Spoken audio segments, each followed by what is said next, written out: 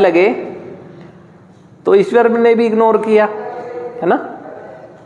अब ये आपका सबका अनुभव है, हम में से कोई भी ऐसा नहीं है जिसने जिंदगी में कभी भी कोई समस्याओं की आई हो, अनवांटेड वांटेड, यानी हमारे कर्मों की वजह से या किसी और के कर्मों के रिफ्लेक्शन के रूप में, जिसमें हमें स्थिति एक ऐसी आई हो जिसमें कि हमें दर्द का एहसास हुआ हो।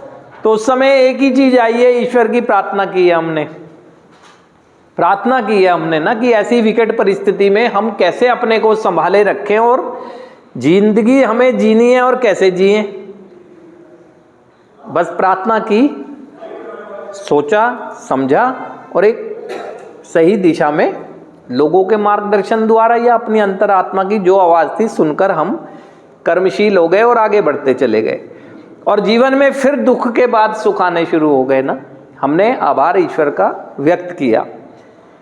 तो आज भी हम सब एक ऐसी समस्या से निकलने के लिए संघर्ष कर रहे हैं जिसमें आज संघर्ष में हमारे साथ हमारी पास्ट में किए गए कर्मों की निराशा है ना।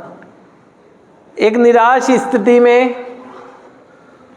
क्यों याद नहीं आती है वो ईश्वरीय शक्ति, हमें क्यों याद नहीं आ रही है? जो अनुभव हमें है कि पहले भी ऐसा कोई है कि निराश, आज आप अपनी इस नशेपन की समस्या से जो जिंदगी अस्त व्यस्त हो गई है उसे देख कर ही हैं, पहले भी हुए हैं। तो पहले या क्यों समझ आ गया हमें?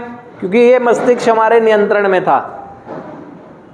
असफलताएं आई, निराशा आई, ये नियंत्रण में था, हमने देखा, सीखा, अपने कर्म से आगे बढ़ गए। क्योंकि अब हम विश्वास के आगे भी कहते हैं ना, अपना विश्वास के दृष्टि से भी शक्तिहीन है।